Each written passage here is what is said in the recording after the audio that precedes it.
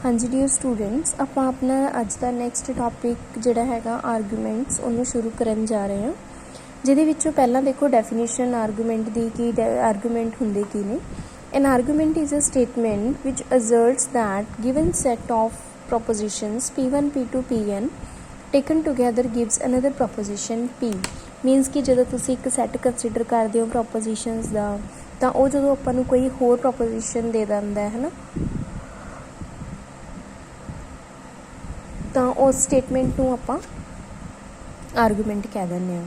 ਅਤੇ ਇਹਦੇ ਵਿੱਚ ਵੈਲਿਡ ਕਦੋਂ ਹੁੰਦੀ ਹੈ ਕੋਈ ਵੀ ਆਰਗੂਮੈਂਟ, ਕੋਈ ਵੀ ਸਟੇਟਮੈਂਟ ਵੈਲਿਡ ਕਦੋਂ ਹੁੰਦੀ ਹੈ? ਜਦੋਂ ਤੁਹਾਡੇ ਕੋਲ ਜਿਹੜਾ ਪੀ, ਮੰਨ ਲਓ ਕੋਈ ਅਨਦਰ ਪ੍ਰੈਮਿਸਿਸ ਜਾਂ ਅਨਦਰ ਪ੍ਰੋਪੋਜੀਸ਼ਨ ਤੁਹਾਡੇ ਕੋਲ ਆਉਂਦੀ ਹੈ, ਉਹ ਸਟੇਟਮੈਂਟ ਨੇ ਟਰੂ ਉਦੋਂ ਹੀ ਹੋਣਾ ਹੁੰਦਾ ਜਦੋਂ ਤੁਹਾਡੇ ਕੋਲ ਇਹਦੇ ਪ੍ਰੈਮਿਸਿਸ ਜੋ ਮਤਲਬ P1, P2, Pn ਵਾਲੀਆਂ ਜਿਹੜੀਆਂ ਪ੍ਰੋਪੋਜੀਸ਼ਨਸ ਨੇ ਉਹ ਟਰੂ ਹੋਣ, ਅਦਰਵਾਈਜ਼ ਆਰਗੂਮੈਂਟ ਫਾਲਸ ਹੁੰਦੀ ਹੈ।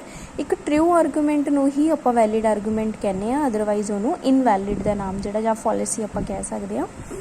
ਤਾਂ ਇਹਦੇ ਵਿੱਚ ਇੱਕ ਗੱਲ ਹੋਰ ਹੁੰਦੀ ਹੈ ਕਿ ਜਿਵੇਂ ਆਪਣੇ ਕੋਲ ਪਿਛਲੀਆਂ ਐਕਸਰਸਾਈਜ਼ਸ ਦੇ ਵਿੱਚ ਆਪਣੇ ਕੋਲ ਸਟੇਟਮੈਂਟਸ ਬਣੀਆਂ ਹੁੰਦੀਆਂ ਸੀ, ਤਾਂ ਆਪਾਂ ਸਿੱਧਾ ਕੰਜੰਕਸ਼ਨ ਡਿਸਜੰਕਸ਼ਨ ਵਾਲੇ ਓਪਰੇਟਰ ਲਗਾ ਕੇ ਹੈ ਨਾ ਸਿੱਧਾ ਆਪਾਂ ਟਰੁਥ ਟੇਬਲ ਬਣਾ ਲੈਂਦੇ ਸੀਗੇ।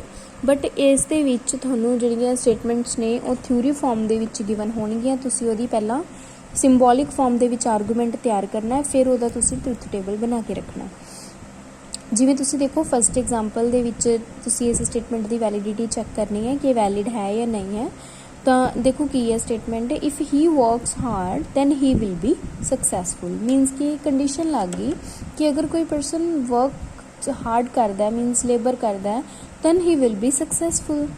ਦੈਨ ਸੈਕਿੰਡ ਕੰਡੀਸ਼ਨ ਇਹ ਹੈ ਕਿ then if he is successful then he will be happy. Means ਅੱਗੇ ਇੱਕ ਹੋਰ ਕੰਡੀਸ਼ਨ ਅਪਲਾਈ ਹੁੰਦੀ ਹੈ ਕਿ ਅਗਰ ਉਹ ਸਕਸੈਸ ਹੁੰਦਾ ਦੈਨ ਉਹ ਹੈਪੀ ਹੋਊਗਾ, ਅਤੇ and therefore hard work leads to the happiness. ਠੀਕ ਹੈ, ਤਾਂ ਇਹਦੇ ਵਿੱਚ ਆਪਣੇ ਕੋਲ 3 ਪ੍ਰੈਮਿਸਿਸ ਡਿਫਾਈਨ ਹੁੰਦੀਆਂ ਨੇ। ਜਿਵੇਂ P ਪ੍ਰੈਮਿਸਿਸ ਦੇ ਵਿੱਚ ਹੈਗਾ ਕਿ he works hard, and Q premises ਦੇ ਵਿੱਚ ਹੈਗਾ ਕਿ ਹੀ ਇਜ਼ ਸਕਸੈਸਫੁਲ, ਅਤੇ R ਪ੍ਰੈਮਿਸਿਸ ਦੇ ਵਿੱਚ ਆਉਂਦਾ ਹੈ ਕਿ he is happy. Then argument ਕੀ ਬਣ ਗਿਆ ਤੁਹਾਡੇ ਕੋਲ? ਇੱਥੇ ਕੰਡੀਸ਼ਨ ਸੀ ਕਿ if he works then he will be successful, ਹੈ ਨਾ, ਤਾਂ ਬਣ ਗਿਆ P ਇੰਪਲਾਈਜ਼ Q ਦੀ ਕੰਡੀਸ਼ਨ ਅਪਲਾਈ ਹੋ ਜਾਂਦੀ ਹੈ, ਦੈਨ Q ਇੰਪਲਾਈਜ਼ R ਦੀ। ਤਾਂ ਇਹਨਾਂ ਦੋਨਾਂ ਸਟੇਟਮੈਂਟਸ ਨੂੰ ਮਿਲਾ ਕੇ ਤੁਹਾਡੇ ਕੋਲ ਬਣਦਾ P ਇੰਪਲਾਈਜ਼ R। ਠੀਕ ਹੈ ਨਾ, ਅਤੇ ਤੁਸੀਂ ਇਹ ਤੁਹਾਡੇ ਕੋਲ ਆਰਗੂਮੈਂਟ ਬਣ ਕੇ ਬੱਚੇ ਤਿਆਰ ਹੋ ਗਿਆ। ਉਸ ਤੋਂ ਬਾਅਦ ਇਹਦਾ ਜਿਹੜਾ ਟਰੁਥ ਟੇਬਲ ਹੈ ਉਹਨੂੰ ਤੁਸੀਂ ਕੰਸਟਰਕਟ ਕਰ ਲੈਣਾ। ਸੇਮ ਉੱਦਾਂ ਹੀ ਕਰਨਾ ਟਰੁਥ ਟੇਬਲ ਜੋ ਆਪਾਂ ਪਿਛਲੀ ਐਕਸਰਸਾਈਜ਼ਸ ਦੇ ਵਿੱਚ ਕੀਤੀਆਂ ਸੀਗੀਆਂ। ਪਹਿਲਾਂ ਤਾਂ ਦੇਖੋ ਇਹਦੇ ਵਿੱਚ 3 ਸਟੇਟਮੈਂਟਸ ਨੇ P, Q ਅਤੇ R। ਤਾਂ ਇਹਦੇ ਵਿੱਚ ਤੁਹਾਡੇ ਕੋਲ ਜਿਹੜੀਆਂ ਰੋਜ਼ ਬਣਨੀਆਂ ਨੇ ਉਹ 8 ਬਣਨੀਆਂ ਨੇ, ਮੀਨਸ 2 raised to power 3 ਰੋਜ਼ ਬਣਨਗੀਆਂ।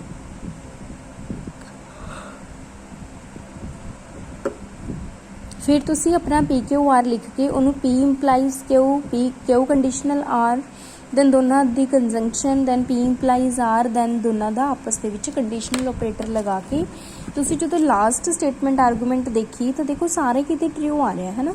ਅਗਰ ਸਾਰੇ ਕਿਤੇ ਟਰੂ ਆ ਰਿਹਾ, ਹਰ ਇੱਕ ਰੋ ਦੇ ਵਿੱਚ ਟਰੂ ਆ ਰਿਹਾ, ਦੈਨ ਦ ਸਟੇਟਮੈਂਟ ਇਜ਼ ਟਟੋਲੋਜੀ, ਔਰ ਆਪਾਂ ਇਹਨੂੰ ਕਹਿ ਸਕਦੇ ਹਾਂ ਕਿ ਇਹ ਸਟੇਟਮੈਂਟ ਵੈਲਿਡ ਸਟੇਟਮੈਂਟ ਹੈ। ਠੀਕ ਹੈ ਜੀ। ਨੈਕਸਟ ਜੋ ਸੈਕਿੰਡ ਐਗਜ਼ਾਮਪਲ ਦੇ ਵਿੱਚ ਦਿੱਤਾ ਹੋਇਆ ਬੱਚੇ, ਉਹ ਵੀ ਬਿਲਕੁਲ ਇੱਦਾਂ ਹੀ ਹੈ। ਕਹਿੰਦੇ if my brother stands first in the class I will give him a watch.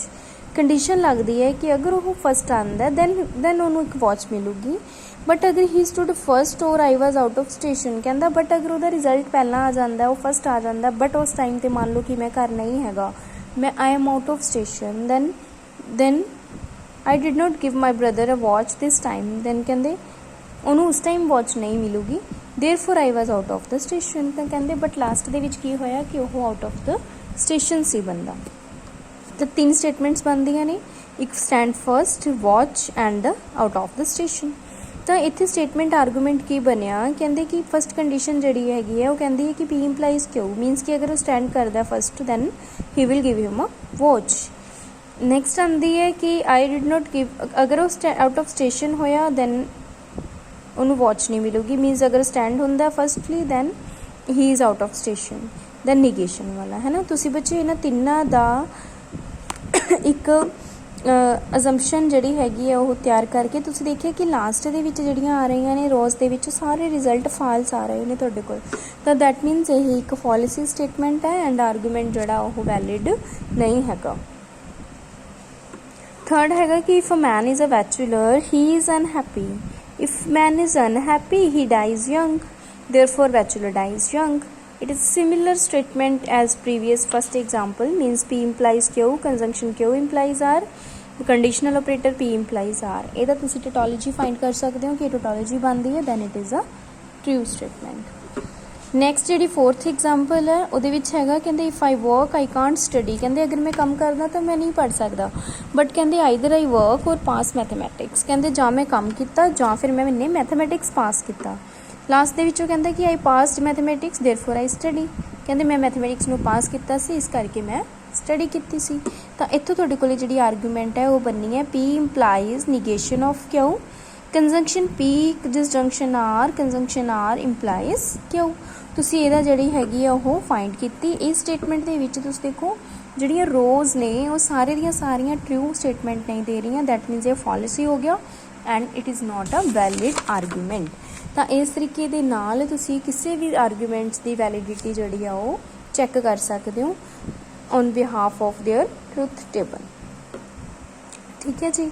ਤੇ ਨੈਕਸਟ ਬੱਚੇ ਤੁਹਾਡੇ ਕੋਲੇ ਆ ਜਾਂਦੇ ਨੇ ਪ੍ਰੋਪੋਜੀਸ਼ਨਸ। ਇਹਦੇ ਨਾਲ ਹੀ ਤੁਹਾਡਾ ਜਿਹੜਾ ਹੈਗਾ ਮੇਨਲੀ ਇੰਪੋਰਟੈਂਟ ਕੰਸੈਪਟ ਸੀ ਜਿਹੜਾ ਬੱਚੇ ਉਹ ਕੰਪਲੀਟ ਹੋ ਗਿਆ।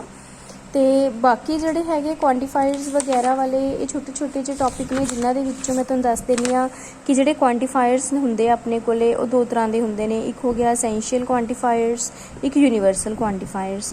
ਅਸੈਂਸ਼ੀਅਲ ਕੁਆਂਟੀਫਾਇਰ ਐਗਜ਼ਿਸਟੈਂਸ਼ੀਅਲ ਕੁਆਂਟੀਫਾਇਰਸ ਉਹ ਹੁੰਦੇ ਆ ਜਿਹੜੇ ਕੁਝ ਕੁ ਵੈਲਿਊਜ਼ ਦੇ ਲਈ ਕੋਈ ਸਟੇਟਮੈਂਟ ਟਰੂ ਹੁੰਦੀ ਹੈ, ਬਟ ਯੂਨੀਵਰਸਲ ਕੁਆਂਟੀਫਾਇਰਸ ਆਪਾਂ ਉਦੋਂ ਯੂਜ਼ ਕਰਦੇ ਹਾਂ ਜਦੋਂ ਆਪਣੇ ਕੋਲੇ ਯੂਨੀਵਰਸਲ ਮੀਨਸ ਕਿ ਹਰ ਇੱਕ ਵੇਰੀਏਬਲ ਦੇ ਲਈ ਉਹ ਰਿਜ਼ਲਟ ਟਰੂ ਹੁੰਦਾ ਹੋਵੇ, ਹੈ ਨਾ। ਜਿਵੇਂ ਕਿ ਆਪਾਂ ਐਗਜ਼ਿਸਟੈਂਸ਼ੀਅਲ ਦੇ ਲਈ there exist the symbol use ਕਰਦੇ ਹਾਂ ਅਤੇ ਯੂਨੀਵਰਸਲ ਦੇ ਲਈ ਆਪਾਂ ਫੋਰ ਆਲ ਦਾ ਸਿੰਬਲ ਜਿਹੜਾ ਹੈਗਾ ਉਹ ਯੂਜ਼ ਕਰਦੇ ਹਾਂ। ਇਹਦੇ ਵਿੱਚ ਕੋਈ ਬਾਲਾ ਟਿਪੀਕਲ ਕੰਮ ਨਹੀਂ ਹੈਗਾ। ਤੁਸੀਂ ਵੀ ਸਿੰਬਲ ਸਟੇਟਮੈਂਟਸ ਜਿਹੜੀਆਂ ਹੁੰਦੀਆਂ ਨੇ ਉਹਨਾਂ ਨੂੰ ਸਿੰਬੋਲਿਕ ਫਾਰਮ ਦੇ ਵਿੱਚ ਲਿਖਣਾ ਹੁੰਦਾ ਹੈ, ਜਾਂ ਕਈ ਵਾਰੀ ਸਿੰਬੋਲਿਕ ਫਾਰਮ ਦਿੱਤੀ ਹੁੰਦੀ ਹੈ ਤੁਸੀਂ ਉਹਨੂੰ ਖੋਲ੍ਹ ਕੇ ਲਿਖਣਾ ਹੁੰਦਾ ਹੈ ਨਾ।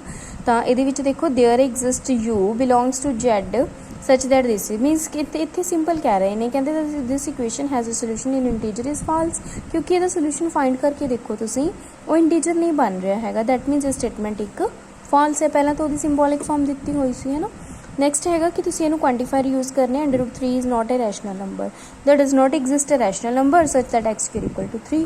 ਇਹਨੂੰ ਤੁਸੀਂ ਸਿੰਬੋਲਿਕ ਫਾਰਮ ਦੇ ਵਿੱਚ ਜਿਹੜਾ ਹੈਗਾ ਉਹ ਰਿਪਰੈਜ਼ੈਂਟ ਕੀਤਾ ਹੋਇਆ। ਤਾਂ ਇਸ ਤਰੀਕੇ ਦੇ ਨਾਲ ਤੁਸੀਂ ਆਪਣੇ ਲੌਜਿਕ ਐਂਡ ਕੁਆਂਟੀਫਾਇਰਸ ਜਿਹੜੇ ਨੇ ਉਹਨਾਂ ਨੂੰ ਅੱਛੀ ਤਰ੍ਹਾਂ ਕਰ ਲਿਓ। ਬੁੱਕ ਦੇ ਵਿੱਚੋਂ ਕੋਈ ਐਗਜ਼ਾਮਪਲਸ ਜਿਹੜੀਆਂ ਨੇ ਉਹਨਾਂ ਨੂੰ ਜ਼ਿਆਦਾ ਧਿਆਨ ਨਾਲ ਕਰ ਲਿਓ।